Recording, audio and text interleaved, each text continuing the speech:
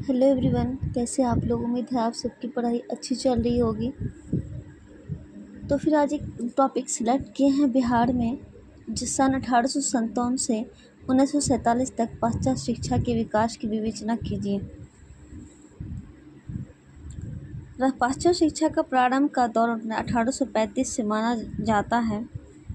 उस समय देश के साथ ही बिहार में भी पाश्चात्य शिक्षा का दौर आरंभ हुआ। लॉर्ड मैकाले की शिक्षा नीति के तहत पाश्चात्य शिक्षा के विकास पर जोर दिया गया। साथ ही यह घोषणा की गई कि अंग्रेजी शिक्षा प्रदान करने वाले शिक्षण संस्थानों को वित्तीय सुविधा उपलब्ध किया जाएगा।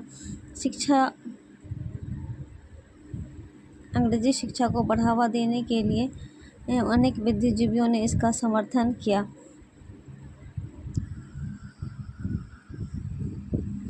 भारत के governor general Lord William Bentinck ने बिहार में पाश्चात्य शिक्षा को बढ़ावा देने के लिए अनेक सरकारी प्रयास किए। 1835 में अंग्रेजी शिक्षा के लिए पूर्णिया में, 1838 में बिहार शरीफ तथा 1840 में भागलपुर में अंग्रेजी विद्यालयों की स्थापना की गई।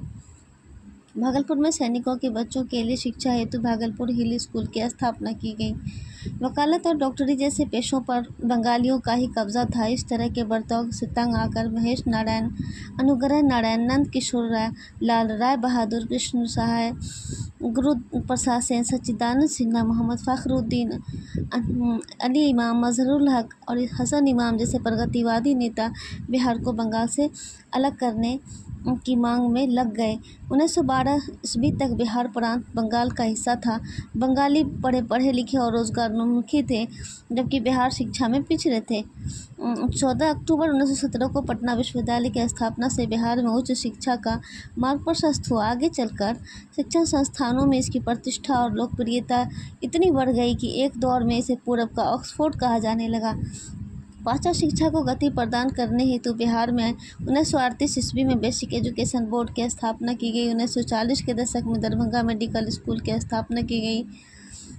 प्रारंभ में पाश्चात्य शिक्षा का प्रसार बिहार में बहुत धीमी गति से हुआ। 1912 में पृथक बिहार प्रांत के गठन के बाद पाश्चात्य शिक्षा ने गति पकड़ी, जो तकनीकी शिक्षा, मेडिकल रिसर्च आदि क्षेत्रों के माध्यम से आज भी अनवरत जारी है।